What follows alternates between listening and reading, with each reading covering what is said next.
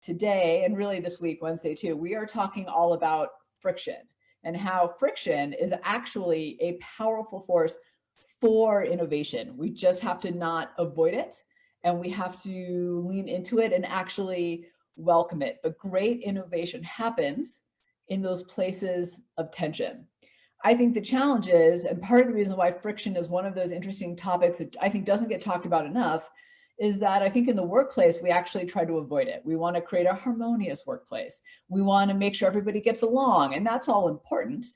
But what I've come to discover in kind of really working with clients across the globe on innovation is that the best, most innovative teams and companies really embrace the friction. They don't get along any worse.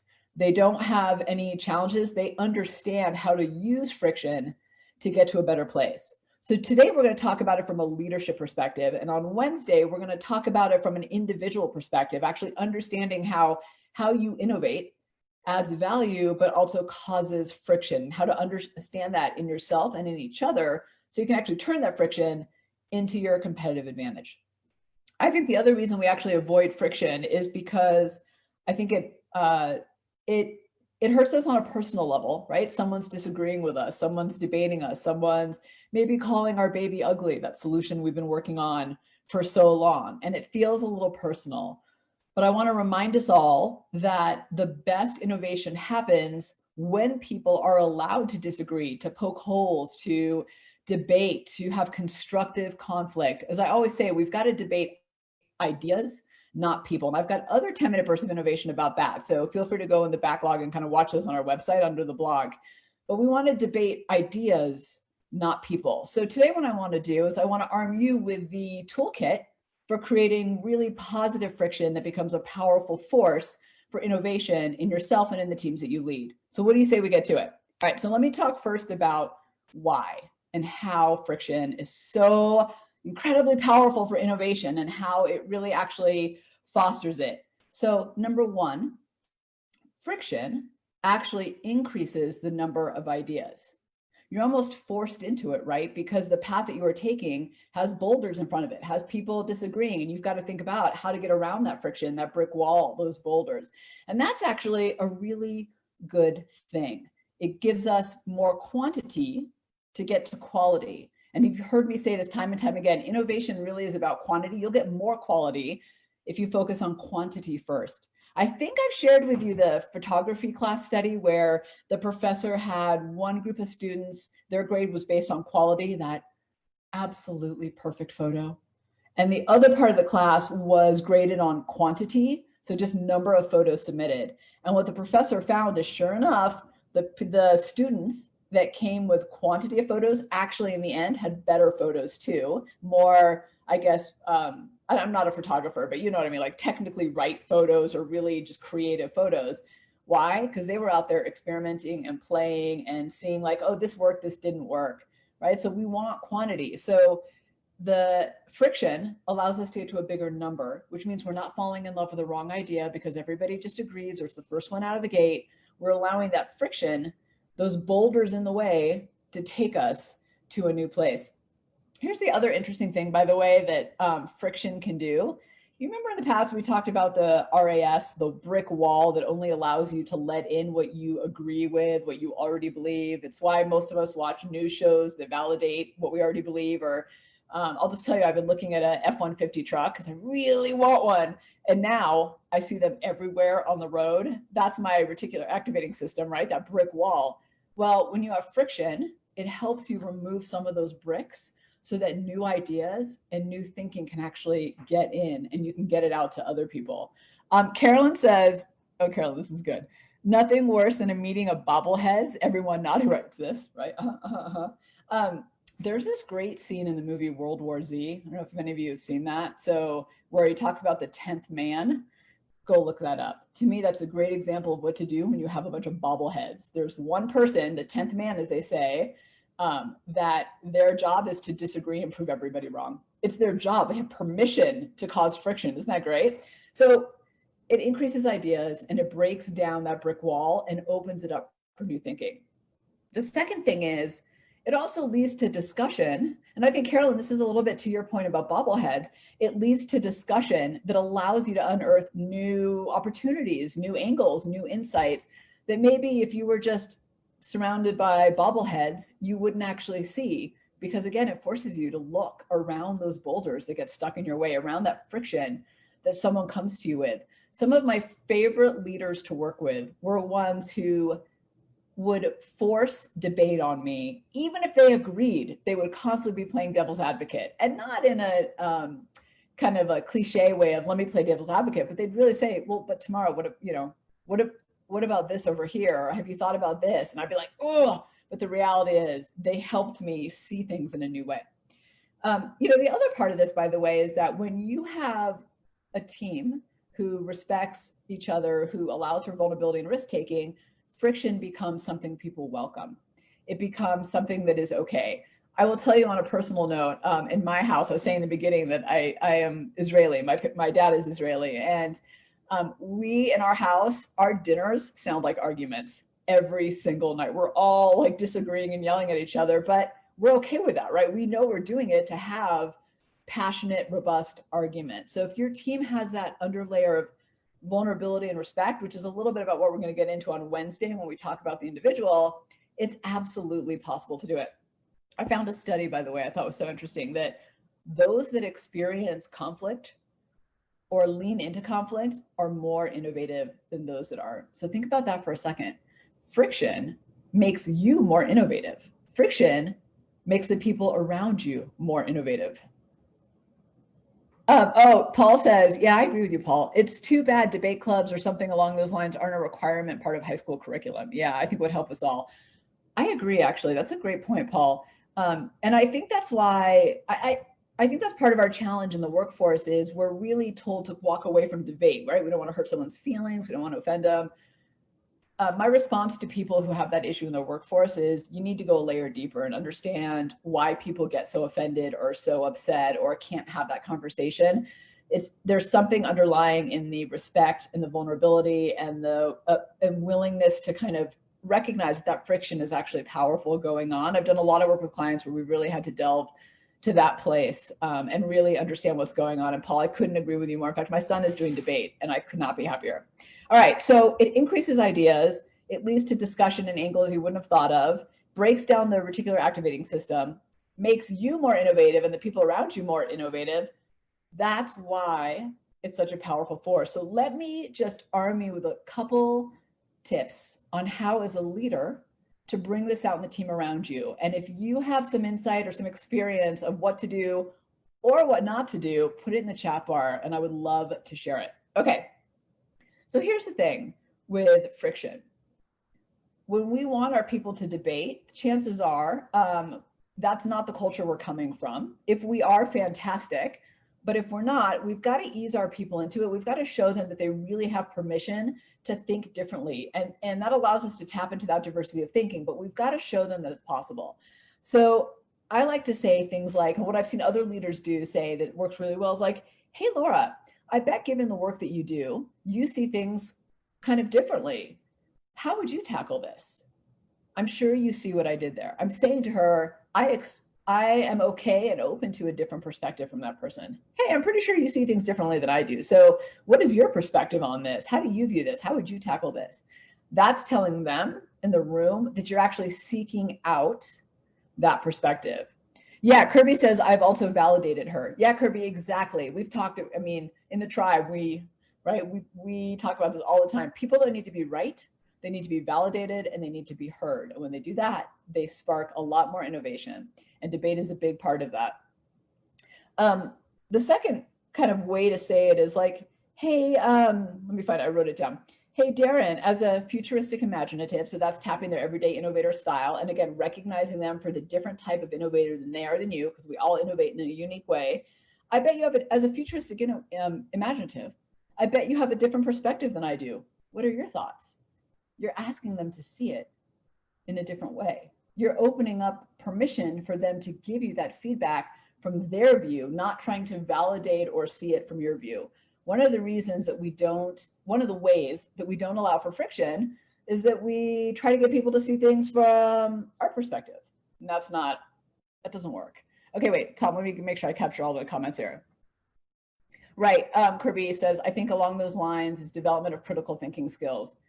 Yeah, I totally agree with you on that. And I think that's part of like, tell me more. How did you come to that conclusion? What makes you say that before digging in and just either disagreeing or shutting it down or even going with it, right? Just some critical thinking. All right, Tom wrote, oh, hey, Tom, good to see you here. One challenge for leaders, facilitators, coaches in managing response to friction is to understand and explain to clients' teams that they will be having a subconscious emotional response to fight, flight, right? Yes. So it's fight, it's flight, or it's freeze, right? So fight is like instant, kind of riled up and disagree. Flight is you want to shut down and run the other way. And freeze is you don't even know what to do. And I think in the workplace, fight looks like instant shutdown, right? I don't agree with you. That'll never work. Flight looks like, all right, whatever you say, like that's how you want to go. That's what we're going to do, right? You just get that worn down agreement from people. And freeze is when people just don't know what to do. And they're like, I don't know. I have another burst, Tom, by the way, where I talk specifically about that, about the lizard brain, because there's another layer to that, right? Is that when we are asking people to change or to disagree, we are really activating the lizard brain. And you all know I call mine Bernard. And when I get activated to fight, flight, or freeze, Tom, to your point, Bernard is in full swing. And I have got to work really hard to push him aside. And I've got to take those 3 breaths and I got to recognize like, this is not my higher functioning. This is Bernard taking over. I can't remember what the actual numbers are, but it's something crazy. And our emotional response to things happens way before we even realize it. It's in like, a tenth of a millisecond. So it's actually our emotions driving us. So we've got to work hard, particularly with friction, to make sure that we're tapping and tackling the lizard brain and the neuroscience behind why we resist things. So Tom, I'm really glad you brought that up. Absolutely. All right. So hold on, Tom said something else. In my experience, it can help to remind people that it's okay for the lizard brain, to be operating in the background, like a software code. So Tom, that's interesting. I really appreciate what you said because like it's one of the things I tell people is let me say it differently. I will never tell people to dare to be fearless or to just suck it up. And the reason for that is the primal brain is hardwired into us.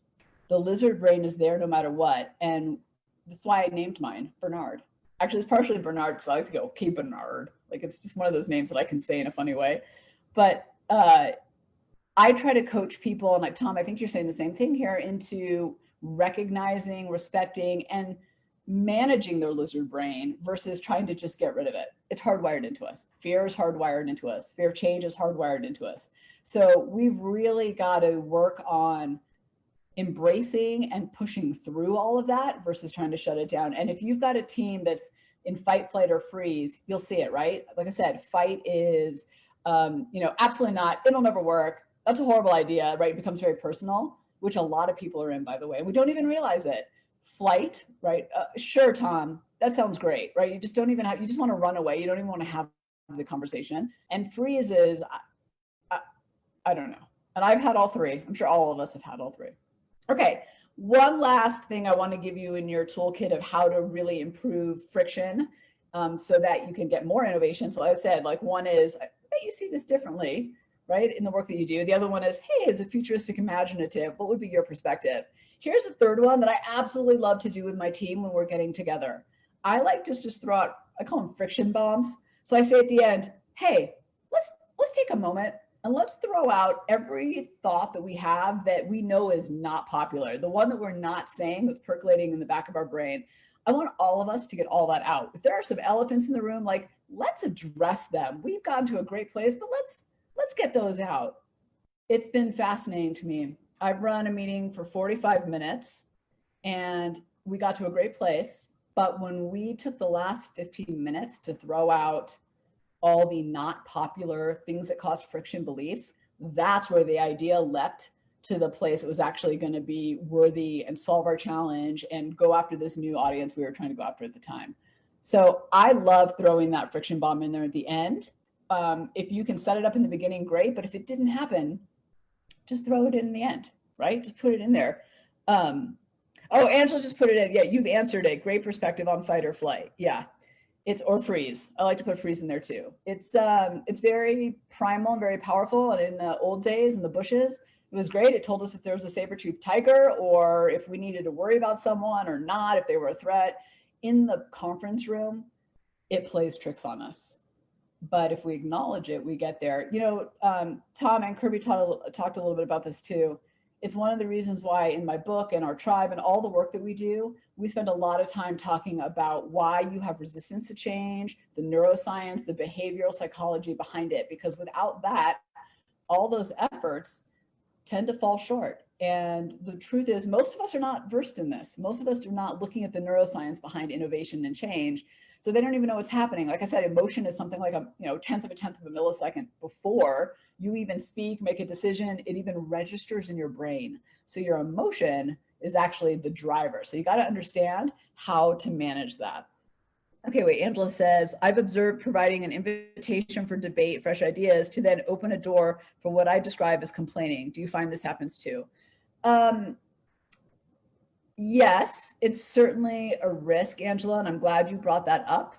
I think that it is a matter of how you set it up. So I'll give you an example, Angela, that I've done in my world on an individual level and on a group level. So on an individual level, I was leading a company of, it was about 12 consultants. So I was the VP of the company.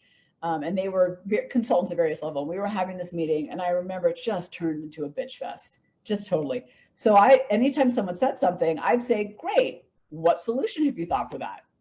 Excellent point. How would you solve that? What happened over time is people stopped coming with complaints and started coming with real challenges and how to get over them. And on a one-on-one level, and this may sound a little harsh, but it absolutely worked. When I came into this company, there was a real toxic culture of complaining, and I wanted to fix that. And lateness. They were always 10 minutes late to every meeting. I fixed that too. If you want to know how, I'll tell you at the end. But one of the things do is, so a consultant would come into my office and they would start complaining about the client or the work or the team, whatever it was.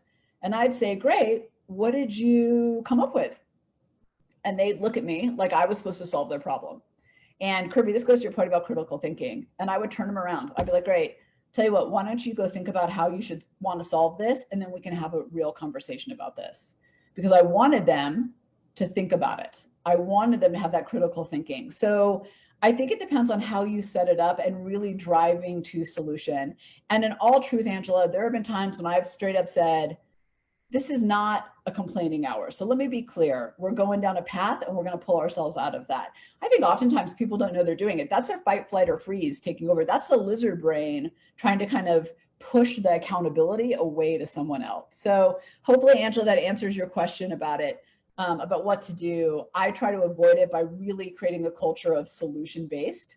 And my team knows, right? Angela, I think you've interacted with Laura and you know that if Laura comes to me, Laura knows, if she comes to me and says, I have a problem, I'm silent. I'm waiting for her to say, here's what I've thought about. It doesn't mean her solution is going to work. I'm okay with that, but I want thinking so that we can get to a fresh discussion and debate around it. All right, Sarah says, oh, this has helped me so much today as I'm dealing with a situation with an individual where any answer I give is constantly discredited after going to experts, and their explanation to me are discredited by this individual. Constant conflict and friction, which causes me to fight, flight, or freeze. Yeah, it's incredible how that happens in this, right, Sarah? So take a breath and then think about how you can get around those boulders when they're in front of you. And here's the other thing I would think about. There's a little bit black diamond here, but most of you have been with me for a while. I would think about, why are they constantly saying no? They're in fight, flight, or freeze too. So how do you help them get out of that? And maybe, just maybe, it's saying the things like, hey, I'm just going to call him Greg, whoever this is, Sarah. Greg, I know you have a different perspective.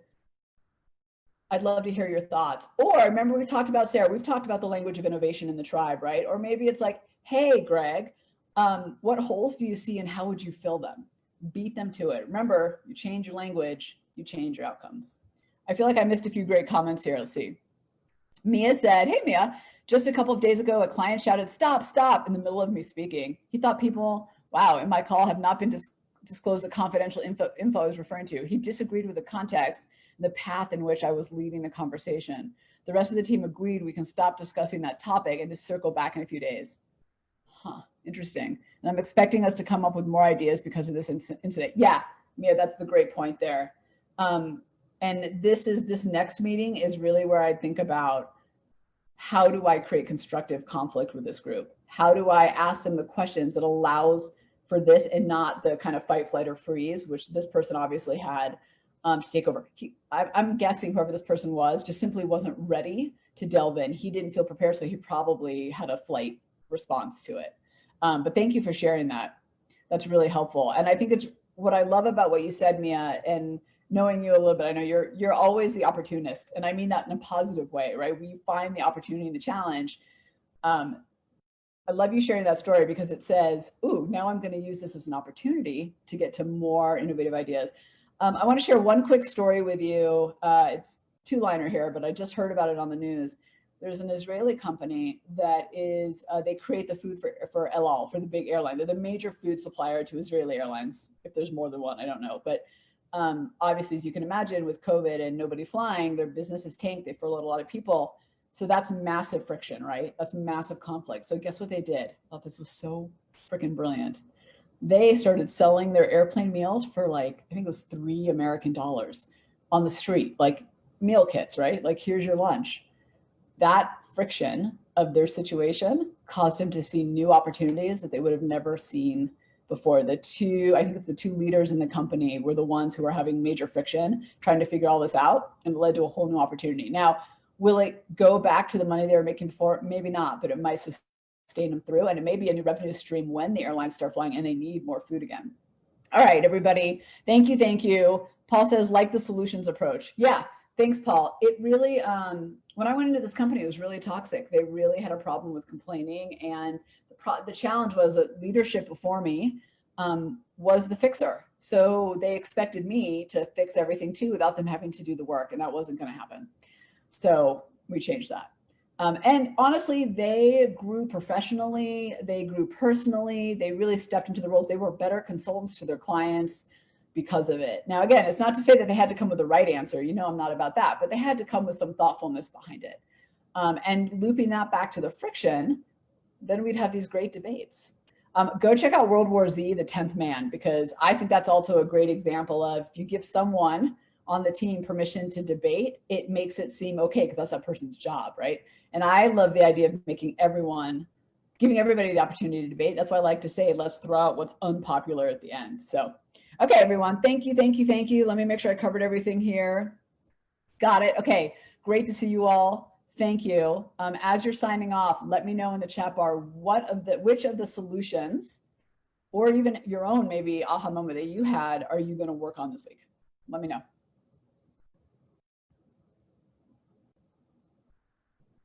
Oh yeah, the unpopular. Yeah, that's a good one. I really think at the end it gives people permission to just say what's out there. The beauty of it too, by the way, is over time, people realize that it's okay to say the things that they're thinking, the elephants in the room, and that they're not going to get dinged for it because you keep giving them permission to do it. So don't be afraid to do it, and know that it will pay back over time. Ooh, so many. Wait, hold on. Okay. Invite the friction. You may have a different perspective on this. What are your thoughts? Yeah, Patty. Hey, Patty. Isn't that great? Yeah, just, hey, you might have a different perspective. You're really opening them up to have that. And they probably do, by the way. They just haven't been able to voice it. Mia says, unpopular, shake the boat, people. Yeah, I love spending time on that. And truthfully, even if it doesn't take you to an entirely different place, you get to see what's on people's minds, what they're concerned about, where there might be hurdles down the road. It's a really powerful conversation to have. Tell someone to be the questioner. Keep asking questions to make people dig deeper into why. Yeah, Kirby. By the way, if you have an inquisitive part of the innovator styles on your team, Kirby, they are fabulous at this. Paul says encourage friction. All right, everyone. Thank you. Thank you for being here. Great engagement today. Great conversation. And I will see you on Wednesday. Today's Monday. I should know what day of the week it is. Okay.